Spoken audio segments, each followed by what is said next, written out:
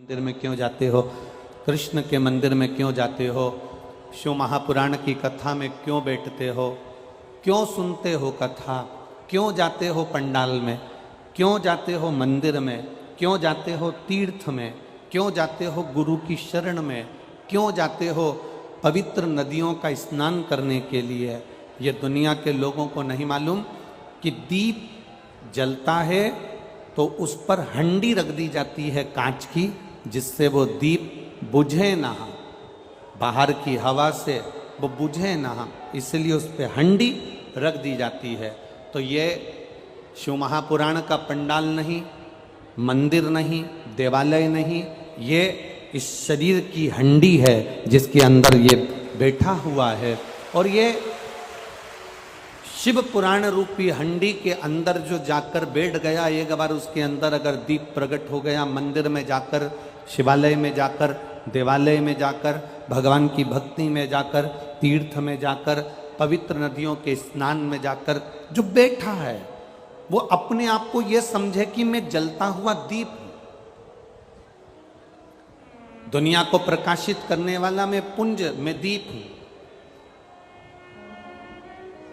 और मेरे जलने से, मेरे प्रकट होने से, मेरे प्रज्वलित होने से दुनिया को प्रकाश मिल रहा है।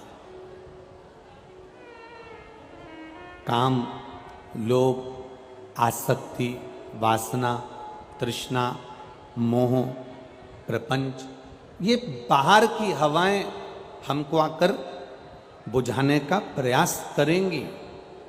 कोई कोई मित्र ऐसा मिल जाएगा आपको, आप मंदिर जाते हो, आप भगवान की भक्ति में लगे हो, कोई कोई मित्र ऐसा मिल जाएगा आपको, कोई कोई ऐसा प्राप्त हो जाएगा आपको, वो आपको कहेगा मंदिर में जाकर क्या करोगे, चल अभी अपन घूम कर आते हैं, चल गाड़ी में बैठ आगरा से आते हैं, चल घूम कर आते हैं थोड़ा सा, चल फिरोजाबाद तक चलते हैं, चल कानपुर तक चलते हैं, चल लखनऊ तक चलते हैं।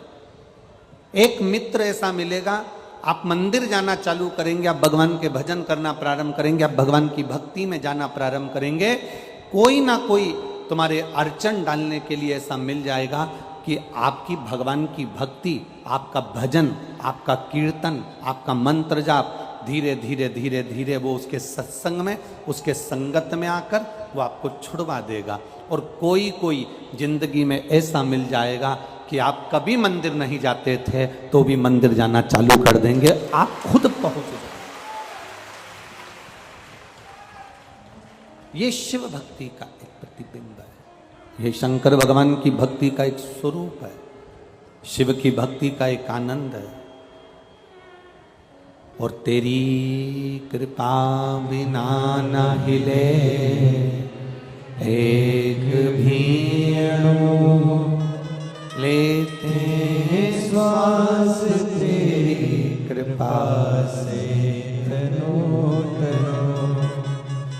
हे गंगाधार मुक्ति द्वार ओमकार तू, बोले ओमकार तू, आयो शरण तिहारी शंभु तार तार तू। शरीर में अगर बीमारी है, देह में अगर बीमारी है, शरीर में अगर रोग है, देह में अगर रोग है, शरीर में अगर बीमारी है, देह में अगर बीमारी है, तो उसका इलाज डॉक्टर के पास है। डॉक्टर उस बीमारी का इलाज कर सकता है। शरीर में अगर बीमारी है, देह में अगर बीमारी है, तो उसका इलाज डॉक्टर कर सकता है। पर अगर मन में बीमारी है तो इसका इलाज तो केवल महादेव ही कर सकता है, दूसरा कोई नहीं कर सकता। बोल बम का नारा है, बाबा एक, सारी समस्या का हल। ये बाहर की बीमारी, देह की बीमारी, शरीर की बीमारी, ये शरीर की बीमारी का इलाज डॉक्टरों के पास है, देह की बीमारी का इलाज डॉक्टरों के पास में रहेगा, पर मन की बीमारी का इलाज किसी के पास नहीं, अगर होगा तो मेरे देव अधिदेव महादेव के पास होगा। वहां जाकर बैठोगे, मन की बीमारी दूर होगी। मन की बीमारी दूर होगी। कितना पाप में लिप्त रहता है ये शरीर। कुत्ता मरता है ना तो उसको कपड़े से कोई नहीं ढाकता। मैनपुरी में कोई ढाकता है क्या? जम के बोलो। पशु मरता है तो उसको कपड़े से कोई नहीं ढाकता। पक्षी मरता है उसको कपड़े से कोई नहीं ढाकता। हाथी मरा उसे कपड़े से कोई नहीं ढाकता। कोई जानवर मरा उसे कपड़े से कोई नहीं ढाकता। कोई चूहा मरा उसे कपड़े से कोई नहीं ढाकता। पशु पक्षी जानवर कोई भी मरे उसे कपड़े से कोई नहीं ढाकता। केवल एक मनुष्य जब मरता है तो इसको कपड़े से ढाका जाता है, केवल एक मनुष्य को। और ये मानव को कपड़े से क्यों ढाकते हैं? क्योंकि इसने जिंदगी में बचपन से लेकर मरते तक इतना झूठ बोला होता है, इतना पाप करा होता है कि इसके पाप को छुपाने के लिए इसे कपड़े से ढाक कर शमशान तक ले जाया जाता है। पाप में लिप्त रहता, झूठ में लिप्त रहता, आसक्तियों में लिप्त रहता, वासना में लिप्त रहता, तृष्णा में लिप्त रहता, आसक्तियों में फंसा होता।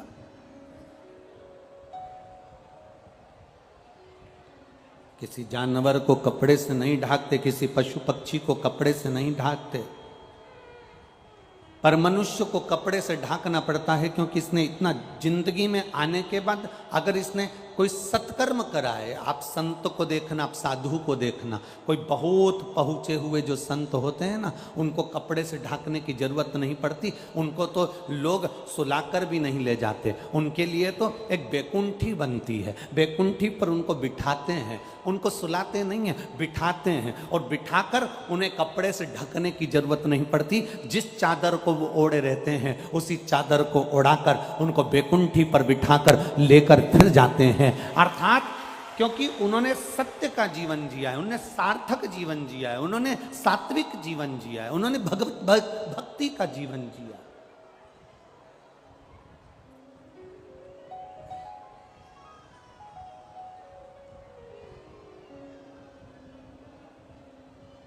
जिसने अपनी जिंदगी को सही मायने में जिया। देखो, परिवार में एक सदस्य ऐसा होता है जो पूरे परिवार के लिए बहुत कुछ करता है। भगवान ऐसे व्यक्ति को प्रत्येक घर में गिफ्ट के रूप में भेजता है। हर घर के अंदर एक व्यक्ति ऐसा होगा जो पूरे परिवार के लिए, कुटुंब के लिए, घर के एक एक सदस्य के लिए, चाहे वो बहन हो, बेटी हो, नाते हो, रिश्ते हो, कुटुंब हो, कबीला हो, सबके लिए वो आगे बढ़कर करता है।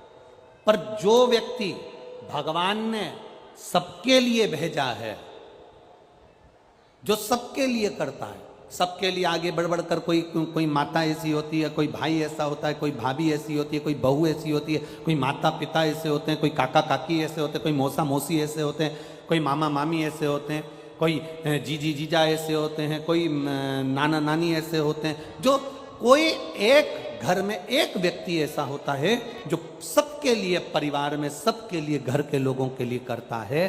पर उसके लिए दुनिया में कोई नहीं बना जो उसके लिए करता हो। घर के सब सदस्य के लिए वो करेगा, पर उसके लिए घर का कोई सदस्य नहीं कर सकता। ये रीति आज की नहीं, ये रीति पुरानी है।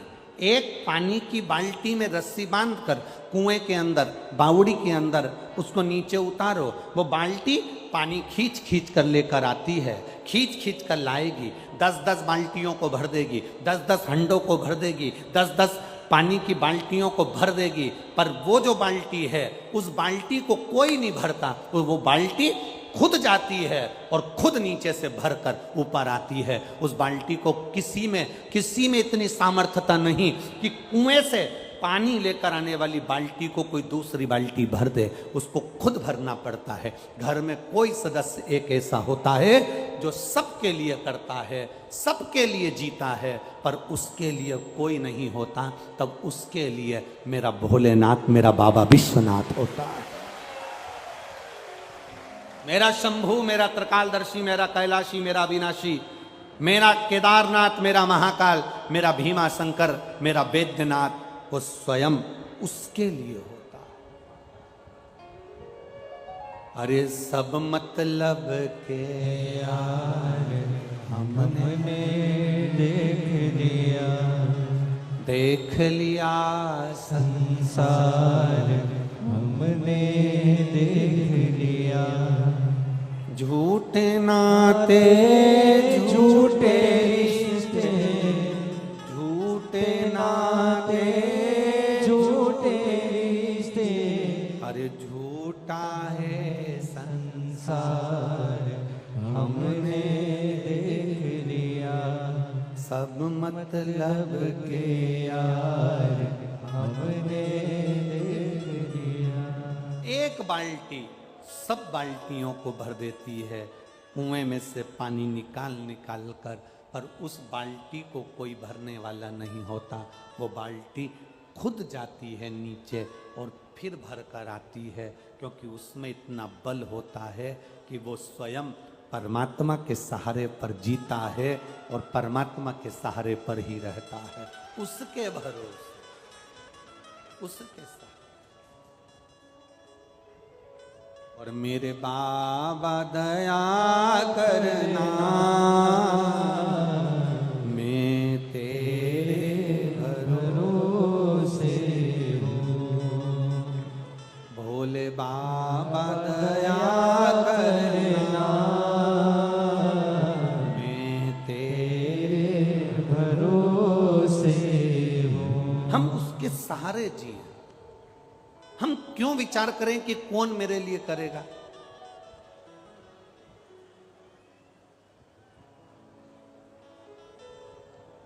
हमने जोड़ा, अपने हाथों से जो तुमने दान कर लिया, अपने हाथों से जो तुमने पुण्य कर लिया, अपने शरीर की इंद्रियों के द्वारा जो तुमने भजन कर लिया, वो तुम्हारा है। जो तुम छोड़कर चले गए वो तुम्हारा नहीं है। ये माताएं जो होती है ना,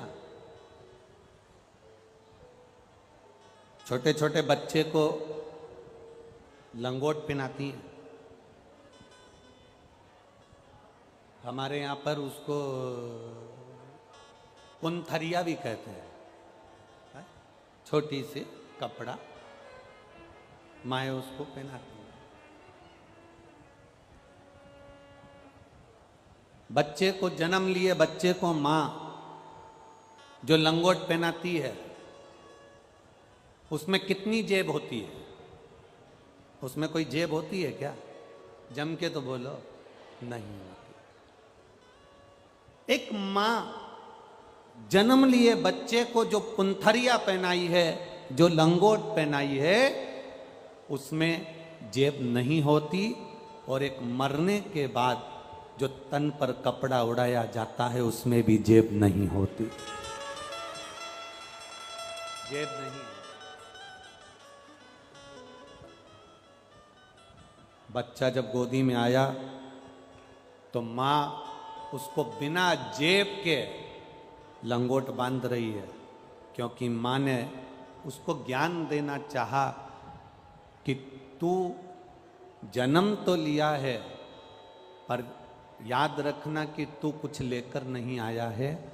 जो कुछ मिलेगा तुझे तेरे प्रारब्ध से मिलेगा, जो कुछ मिलेगा तुझे तेरी मेहनत से मिलेगा, और जो कुछ मिलेगा तुझे तेरे कर्म के प्रारब्ध से मिलेगा। ये तेरा है।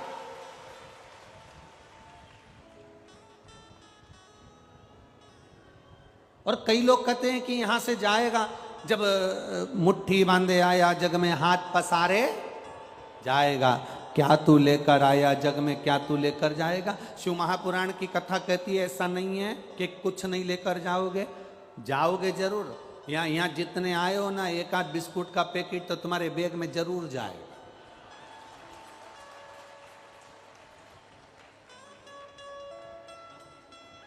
भले तुम हमारे सामने मुंडी हिला दो कि नहीं हम तो कुछ नहीं ले जाएंगे, हम तो कुछ नहीं ले जाएंगे, बिस्कुट का पैकेट नहीं जाएगा, तो यहाँ पर जो पानी गिरा उसकी एक बूंद चिपक कर तुम्हारे साथ जाएगी। जो रज है, मिट्टी है, वो तुम्हारे साथ चिपक कर जाएगी। और सुनो, दुनिया के लोग कह दे कि मरने के बाद कुछ भी तुम्हारे साथ नहीं जाता। शिव महापुराण की कथा कहती है तुमने जो भूखे को भोजन कराया, प्यासे को पानी पिलाया, किसी को कोई अच्छा कर्म किया, किसी की सेवा कर दी, तुमने जो अपना पुण्य कमाया है वो तुम्हारे साथ जाने वाला है, कोई दूसरे के साथ नहीं जाएगा। तुम्हारा पुण्य तुम्हारे साथ। ये बनखंडेश्वर महादेव समिति कमेटी, जो ये बनखंडेश्वर महादेव कमेटी जो ये कथा का आयोजन आयोजित करी, और मुख्य यजमान श्री रानेश जी चौहान जी और श्रीमती अंजू जी चौहान जी जो इसके जजमान बने हैं। इस समिति, हमने पहले भी जब ये समिति, हम व्यासपीठ से हमेशा कहते रहते हैं कि चिंता कर कर कभी भी शिव महापुराण की कथा मत करना, क्योंकि शिव पुराण की कथा किसी की सामर्थ्यता नहीं है कि कोई करा ले। शिव महापुराण की कथा तो केवल देवादिदेव महादेव ही करा सकते हैं और कर सकते हैं। ये किसी की सामर्थ्यता नहीं। अगर जजमान परिवार आज दोनों बैठे हैं चौहान परिवार से, दोनों पति पत्नियां विराजमान है, उनके बच्चे विराजमान है, उनका कुटुंब, उनका परिवार अगर बैठा हुआ है, तो ये विश्वास मानकर चलना आप नहीं बैठे हो, ये तो मेरा देव अधिदेव महादेव, क्योंकि शंकर की कथा में लिखा है शिव पार्वती ईश्वर जी गोरा जी बनकर, गणा और गौर बनकर शंकर पार्वती यजमान बनकर बैठते हैं।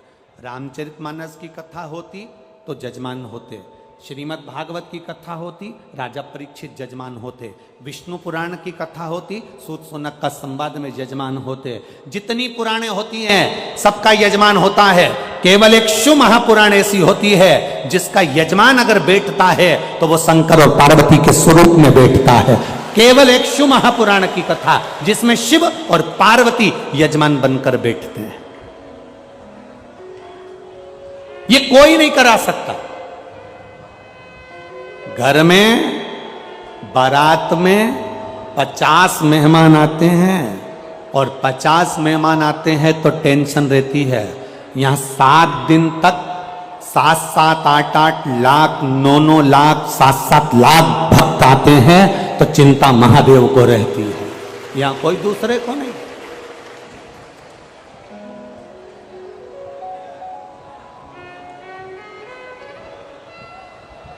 ये व्यासपीठ का नियम है, आप कभी विचार करिएगा,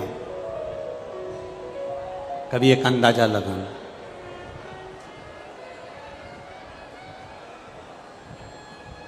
शिव महापुराण की कथा का कभी एक प्रयोग अपनी जिंदगी में कर कर देखना। एक भंडारा, जिस भंडारे में आटा, चावल, दाल, शक्कर, सब्जी, तेल, घी सब भर के रख दो, सब भर के रख दो, और उस भंडारे का आनंद मेरे शिव महापुराण की कथा में मेरे बाबा से तुम कभी एक प्रयोग कर कर देखना। जहां शिव पुराण की कथा होती हो वहां भंडारा जो भरा होता है, बाबा की कथा पूरी हो जाती है, भक्त चले जाते हैं, भंडारा दुगना तिगना उतना कि उतना ही भरा मिलेगा, खाली नहीं मिलेगा। शिव का भंडारा कभी खाली नहीं मिलेगा तुम्हें। जितने आटे की बोरी, जितने चावल की बोरी, जितने शक्कर की बोरी, जितना पोहा की बोरी, जितना सामान है, आलू की बोरी, सब्जी की बोरियां उतनी की उतनी बढ़ती चली जाएगी, पर खाली नहीं होगी, क्योंकि मेरा शंकर अकेला नहीं आता। इतने भक्तों का पेट भरने के लिए पहले वो काशी में से अन्नपूर्णा को रवाना कर देता है कि जाकर वहां पेट तुझे भरना है। वहां जाकर पेट तुझे भरना है। बस निवेदन एक ही है, भक्तों के पेट भरने की जवाबदारी